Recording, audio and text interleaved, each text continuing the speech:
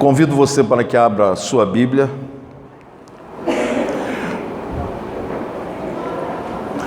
Para a meditação dessa noite, nós vamos abrir o Evangelho de Lucas, capítulo 19,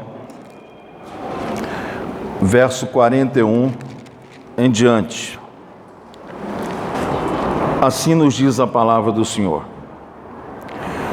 Quando ia chegando, vendo a cidade, chorou e dizia: "Há se conheceras por ti mesmo, ainda hoje, o que é devido à paz. Mas isso está agora oculto aos teus olhos. Pois sobre ti virão dias em que os teus inimigos te cercarão de trincheiras, e será por todos os lados, e te apertarão o cerco, e te arrasarão, e aos teus filhos dentro de ti não deixarão em ti pedra sobre pedra, porque não reconhecestes a oportunidade da tua visitação." Alguém disse que oportunidade é careca. Nada contra os carecas. Mas uma vez depois que se perde, existe grande possibilidade para que não volte. Nós não podemos em nenhum momento da nossa vida desprezar as oportunidades que Deus nos dá. Israel desperdiçou a oportunidade da visitação do Filho de Deus há 2000 anos atrás. Nos dias em que vivemos, o Senhor continua visitando a igreja. Eu posso dizer que o Senhor tem nos visitado aqui.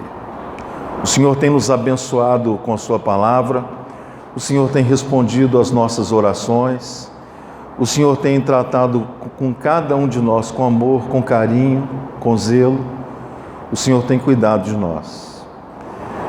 Importa ficarmos ligados naquilo que Deus está fazendo, porque hoje poderá ser o dia da visitação do Senhor na sua vida, dentro do seu lar, na sua casa, naqueles problemas mais íntimos que você não tem sequer coragem de pronunciar com alguém. Deus poderá hoje visitar você nessa dificuldade e tirar você de um poço de escuridão, quem sabe, ou de um emaranhado de problemas, quem sabe, ou talvez envolto à solidão e incompreensão. Hoje seja o dia da visitação do Senhor. E quando isso acontece, nós não podemos perder a oportunidade que Deus nos dá. Mas não é sobre a oportunidade que eu quero falar hoje, eu quero falar sobre choro. A Bíblia nos diz que o Senhor Jesus chorou. Por 3 vezes a palavra de Deus menciona que Jesus chorou. A primeira delas está nesse texto aqui que nós acabamos de ler. Quando ia chegando, vendo a cidade, chorou. E a Bíblia diz que momentos antes, ele, o Senhor, havia entrado de maneira triunfal em Jerusalém. Mas o Senhor, que conhece o futuro da história de cada pessoa, ele, quando vê o que ia acontecer com a cidade de Jerusalém, ele simplesmente chora. Existe uma curiosidade, porque quando você vê Jesus indo à cruz, você não vê Jesus chorando. Você vê um grupo de mulheres que estava aos pés da cruz chorando. O Evangelho de Lucas narra isso.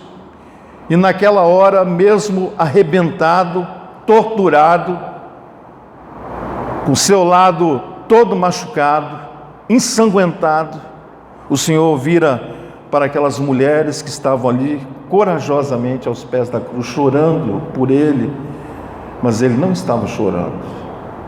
E ele diz para aquelas mulheres: "Olha, vocês não devem chorar por mim, mas vocês devem chorar pelos seus filhos." Eu acredito que esta palavra se aplica a cada um de nós também nessa noite.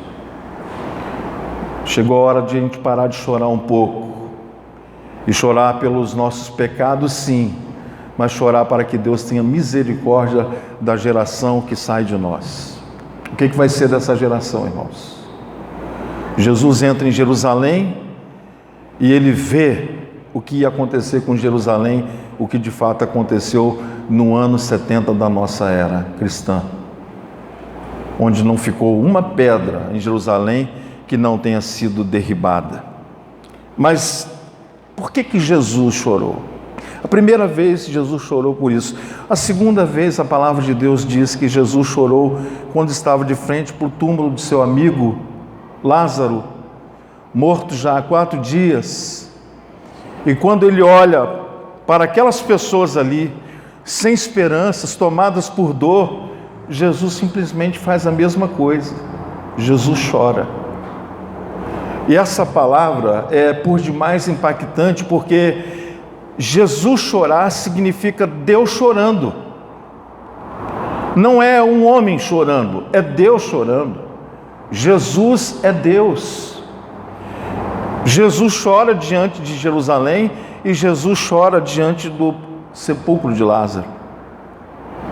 E quando nós vamos examinar a palavra do Senhor, diz em Mateus 23, 37, que houve outra ocasião em que Jesus chorou. Terceira ocasião.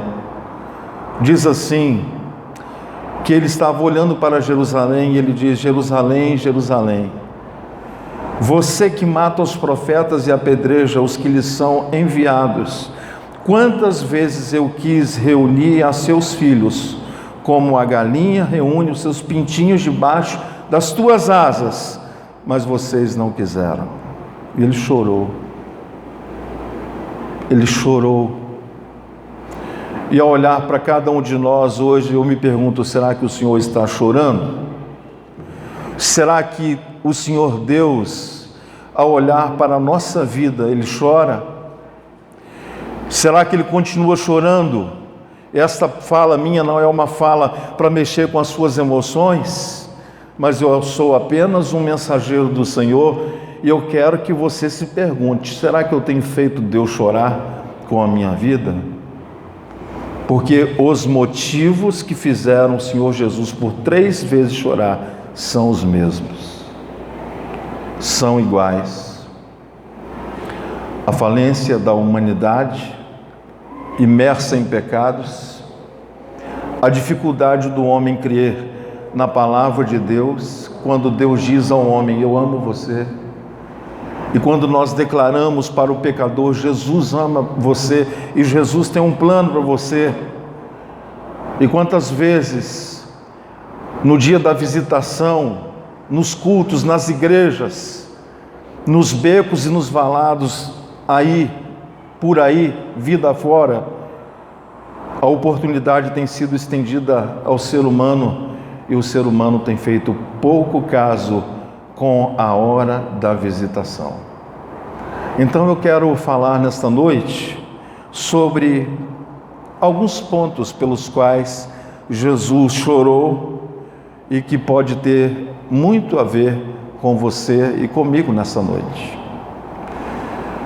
Irmão, chorar às vezes é uma coisa boa, aquele choro de alívio. Você está debaixo de um peso, de uma opressão, e você recebe uma notícia de que as coisas ficaram bem, e você então é aliviado por uma boa nova, por uma notícia que trouxe alívio, aí você chora aliviado, isso é uma bênção. Você também chora aliviado quando você está devendo muito a alguém, essa pessoa é imersa em bondade, e ela chega até você e perdoa você, aquela dívida. Que bênção! É um choro que alivia. Jesus não era alguém que chorava à toa. As únicas vezes que ele chorou foi porque ele olhou para o homem e viu que o homem estava tão distante dele que o homem não entendia que ele o amava. A própria encarnação do Verbo era uma manifestação do amor de Deus, mas Israel, o povo de Deus, rejeitou a vinda do Messias. Eles estão até hoje esperando o Messias. Para eles o Messias ainda não chegou. Eles estão com tudo preparado para receber o Messias. Mas o Messias que vem agora não é o Senhor da glória, não é o Senhor Jesus, é o falso Messias. A Bíblia chama ele de anticristo, o falso Messias. Em tempos de um falso evangelho, de falsos pastores e falsos profetas, nós temos que ter cuidado com as palavras que chegam até nós e nos fazem chorar. E quando choramos, temos que ter a coragem de avaliar a motivação do nosso choro. Quando o choro é motivado porque o Espírito de Deus nos constrange, é uma bênção. Mas quando somos simplesmente motivados porque uma música bonita nos emocionou, esse tipo de reação não vai trazer nenhuma transformação ao seu caráter e na sua vida do dia a dia. Por que Jesus chorou? A primeira razão pela qual o Senhor Jesus chorou é por causa da superficialidade humana. Quanto mais pecamos, mais distante nós ficamos de Deus. Quanto mais nós nos afastamos de Deus, mais insensíveis nós nos tornamos. Por que as pessoas crucificaram Jesus? Porque eles achavam que estavam fazendo certo. E na intenção de fazer o certo, nós podemos algumas vezes até barbarizar. E isso é muito perigoso para nós. A Bíblia diz que na intenção de fazer o certo, alguns homens perseguiram o Evangelho, porque a sua vida com Deus era uma vida superficial, era uma vida rasa. E Deus tem nos chamado nos últimos dias para nós irmos para águas mais profundas, para águas navegáveis. O cântico diz que há águas que dão nos artelhos, outras que dão nos joelhos, mas o mesmo cântico diz que existem águas mais profundas. O convite de Deus é para que a gente vá para o mais profundo dele, que é um manancial sem fim, é um oceano sem fundo. A Bíblia diz que o Senhor Deus, na sua infinita misericórdia, Ele é também insondável.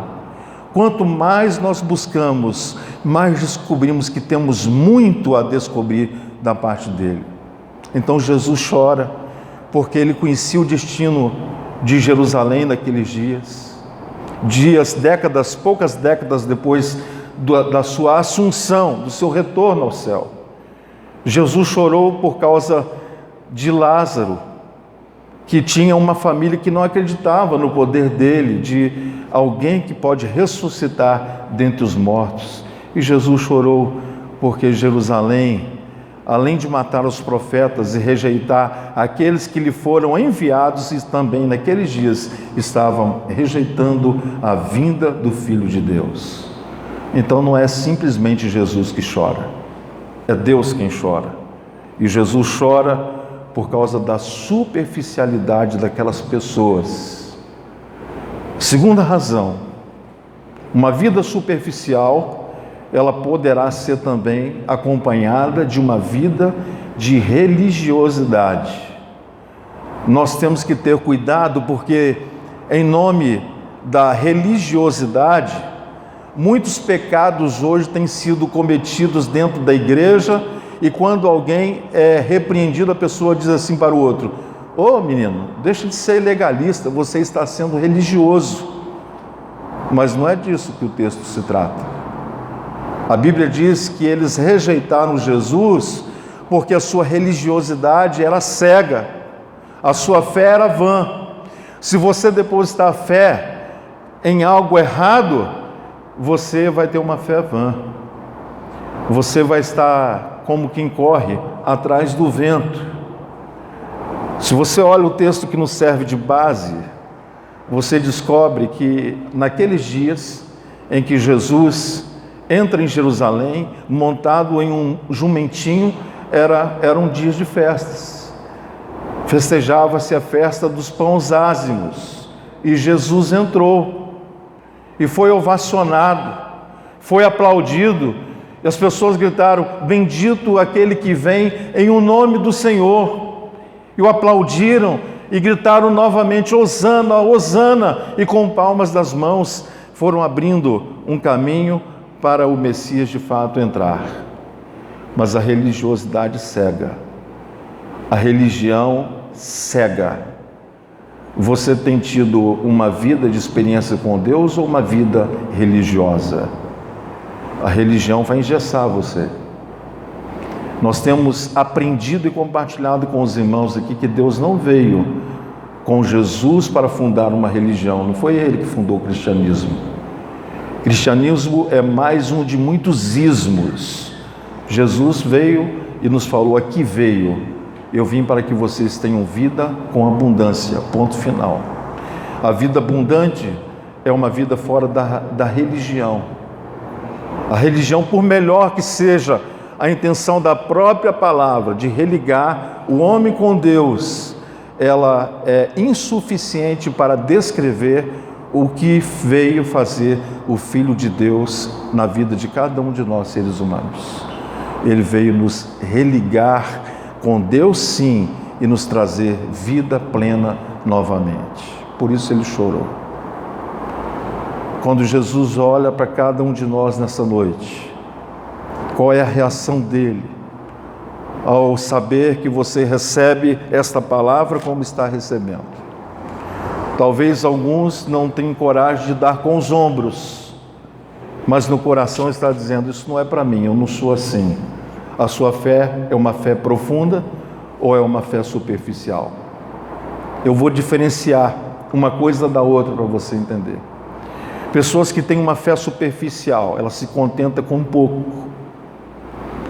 Pessoa que quer crescer no conhecimento do Evangelho do Filho de Deus, ela não se contenta com pouco, ela quer mais, ela tem sede e fome de justiça, ele tem sede e fome de Deus. Ele, quando ouve que Deus está manifestando o seu poder e os seus sinais em algum lugar, ele corre até ali. Ele tem vontade de estar e de permanecer na presença de Deus. Quando nós agimos assim, nós estamos nos identificando não só como filhos de Deus, mas como alguém que está de maneira madura crescendo na presença de Deus. Quando isso não acontece, Deus chora. Quando isso não é uma realidade na nossa vida, nós estamos correndo o risco de fazer Deus chorar novamente. Você tem provocado em Deus um sorriso ou lágrimas? As pessoas não pensam, meus irmãos, mas Deus sente dor. Deus tem emoções. Deus tem bom humor. O Senhor Deus sorri, mas o Senhor Deus também chora. O Senhor Deus celebra, mas Ele também lamenta. Deus não é uma fumacinha e não é um velho caquético. Deus é um ser pessoal. Muito embora seja um espírito eterno, mas Deus é um espírito pessoal. Então Ele é dotado de emoções. E Ele nos fez parecidos com Ele, nós temos emoções. Você tem feito Jesus chorar? Você tem feito Deus chorar? Eu não sei. Terceira coisa que identifica que o Senhor Jesus chora quando as pessoas tornam a sua vida uma vida de ingratidão. Queridos irmãos, se você olhar o Evangelho do Senhor Jesus está recheado de milagres, mas você vê um pequeno número de pessoas que se voltam para o templo ou se voltam para o próprio Senhor Jesus para dizer: muito obrigado, Senhor, muito obrigado. Quem são as pessoas que estão aos pés da cruz com Jesus crucificado? Quem são as pessoas? Não foram só as mulheres, não eram só os soldados que foram os algozes do Senhor Jesus, não era só a corte romana que estava vendo mais um espetáculo como mais um de muitos. Não, Ali havia uma grande multidão daqueles que estiveram com Jesus, que acompanharam Jesus, que viram a multiplicação dos pães, que participaram talvez naquela bodas em Caná da Galileia, quando o melhor vinho foi servido por último naquela festa. Junto com aquela multidão, havia também pessoas que um dia foram leprosos e que foram pelo Senhor curados, estavam ali. Junto com aquela multidão, havia pessoas que tiveram os seus olhos abertos, a sua língua despregada do paladar, os seus ouvidos abertos, a sua carne limpa, a sua vida completamente transformada, gente endemoniada que era prisioneira e que vivia em cemitério, agora estava ali livre, olhando Jesus crucificado. E Jesus ali na cruz, ele não chora. A única coisa que fez Jesus chorar foi o pecado e a incredulidade humana. Irmãos, graças a Deus, eu acredito que todos nós que aqui estamos aqui porque cremos na palavra de Deus. Amém, irmãos? Amém. Se estamos aqui porque amamos o Senhor, cremos na sua palavra, por ela temos sido transformados e por ela o Senhor Deus tem feito a vontade dele na nossa vida. A palavra de Deus, ela tem esse poder de nos alcançar. E eu agradeço a Deus todos os dias, porque em todas as situações Deus continua nos falando. Mas tem uma coisa que eu quero chamar a sua atenção. Quando Jesus faz a entrada, que a Bíblia chama da entrada triunfal de Jesus em Jerusalém, ali tinha uma multidão que estava aplaudindo Jesus. E foi a mesma multidão que dias depois estava fazendo parte de uma outra multidão que dizia: crucifica-o, crucifica-o, crucifica-o. Qual multidão você faz parte? A que clama Hosana ou a que clama crucifica-o? Ou você faz parte da multidão que faz as mesmas coisas, dizendo numa hora Hosana o que vem em nome do Senhor, e numa outra hora você se junta a malfeitores e diz: crucifica-o, crucifica-o, crucifica-o. Você entende porque Deus chora na pessoa de Jesus? Não é só incredulidade, não é só religiosidade, mas a ingratidão é uma coisa terrível. O que é um culto e o que deve ser um culto? Nós geralmente, em alguns cultos, nós consagramos aquele culto em ação de graças ao Senhor por alguma razão específica, mas todo culto a Deus não é só celebração. Todo culto a Deus é ação de graças. Primeira razão pela qual nós devemos agradecer é porque eu não preciso mais ser condenado ao inferno. Jesus pagou o preço por mim. Eu fui perdoado, eu fui restaurado, então agora eu sou dele. E o céu me espera. A eternidade com Deus é para mim uma realidade, não será uma realidade, é para mim uma realidade.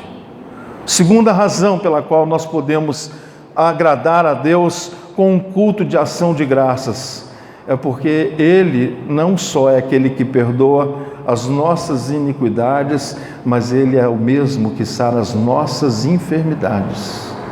Jesus não parou de curar enfermidades.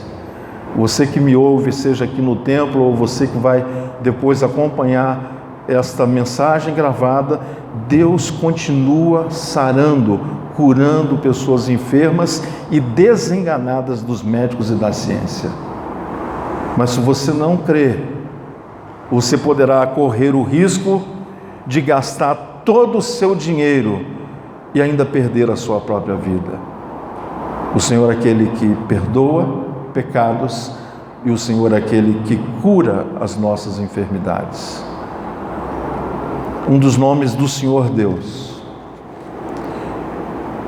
que o Senhor nos deu na pessoa do seu Filho Jesus, é maravilhoso. Algumas pessoas se confundem e dizem: não, é maravilhoso conselheiro. Não, é maravilhoso. Conselheiro é outro título. Antes de tudo, o Deus a quem servimos, Ele é simplesmente maravilhoso. E como Deus maravilhoso, Ele entra na sua vida, Ele remexe na sua vida, Ele transforma um caos em vida nova. Ele transforma uma coisa terrível em algo lindo, uma coisa sem sentido em algo muito com um propósito e com um novo sentido. Se a sua vida, se a sua existência está sem sentido, você precisa da visita do maravilhoso. Eu quero encerrar essa meditação nessa noite dizendo a quarta razão pela qual Jesus chorou. Eles o rejeitaram. Israel rejeitou Jesus como Messias. E nós temos que ter o cuidado para não cometermos o mesmo erro, o mesmo engano. Quando é que eu faço isso? Quando eu endureço o meu coração e a minha cerviz para a voz do Espírito Santo. Quando Jesus foi assunto aos céus, Ele havia falado com seus discípulos que eles não deveriam ficar temerosos, nem com o seu coração turbado, que eles deveriam crer em Deus, deveriam crer também na sua palavra, mas Ele disse assim: eu não vou deixar vocês órfãos. Ficar em Jerusalém, esse lugar que me faz chorar, ficar em Jerusalém, porque no tempo apropriado, vocês irão receber uma segunda visitação. A primeira foi dele mesmo. A segunda foi a visitação do Espírito Santo, que não foi só visitação, o Espírito Santo continua em nós e conosco nesta noite. Então nós tivemos a primeira visitação com o Senhor Jesus. Tivemos uma segunda visitação na pessoa do Espírito Santo que continua conosco hoje. Então, lemos esses dias o Apocalipse, 2 capítulos só, que nos serviram para 7 semanas de meditação. E ali diz repetidas vezes: quando ouvirdes a sua voz, não endureçais o vosso coração. Por que Jesus chorou? Porque muitas vezes somos religiosos, muitas vezes somos ingratos, muitas vezes somos superficiais e muitas vezes nós fingimos que não é conosco que Deus está falando e por isso nós o rejeitamos. Não rejeite Deus. Haverá o tempo da terceira visitação do Senhor. E nessa terceira visitação do Senhor é quando Ele virá para colocar um fim na história de pecado. Ele não virá mais para chorar. Ele não virá mais para curar, salvar e abençoar. Não, Ele virá para separar o joio do trigo. Ele virá para tomar os seus para o seu celeiro. Ele virá para completar a sua boa obra. Vamos ficar de pé. Nós vamos orar nessa hora. Por que Jesus chorou? Será que você tem feito Jesus chorar? Será que você tem feito o Senhor sofrer por alguma dessas coisas que nós falamos nessa noite? Você faz de conta que não é com você, você rejeita a voz do Espírito, você tem uma vida, uma fé superficial, ou você é ingrato? Você tem feito Jesus chorar? Fecha os teus olhos. Pai querido, Abba Pai, Paizinho, se temos feito o Senhor chorar com os nossos pecados, nós invocamos o poder do sangue sobre esses pecados e clamamos ao Senhor que o Senhor continue, especialmente aqui na igreja, purificando a noiva, lavando as vestes da noiva do Senhor, restaurando a noiva nesse lugar. Pai, eu oro por aqueles que têm tido uma vida de choro na sua intimidade, que têm chorado às vezes de madrugada, têm chorado às vezes até de dia. Nós aprendemos hoje que também o Senhor Jesus chorou, e a Tua palavra também diz que nós não temos um sumo sacerdote que não se doa da nossa fragilidade, da nossa limitação. O Senhor em tudo sofreu como nós, exceção feita do pecado, Senhor. E nós pedimos nessa hora que o Senhor continue à direita de Deus Pai, intercedendo, Senhor Deus, por cada um de nós. Pai, eu quero, nesta hora, pedir ao Senhor que o Senhor visite os irmãos aqui. Tem gente que está chorando porque perdeu queridos na sua família. Tem gente que está chorando porque o casamento está em frangalhos. Tem gente que está chorando porque está desempregado, está doente, não é compreendido, se sente sozinho. São tantas as razões que nos fazem chorar, mas nós confiamos que o Deus que um dia chorou pode nos envolver com o teu amor e principalmente com a tua alegria. Eu quero rogar ao Senhor que a alegria do Senhor venha sobre as famílias aqui representadas, restaurando, Senhor Deus, com paz, com harmonia, com entendimento, com saúde, com prosperidade cada lar.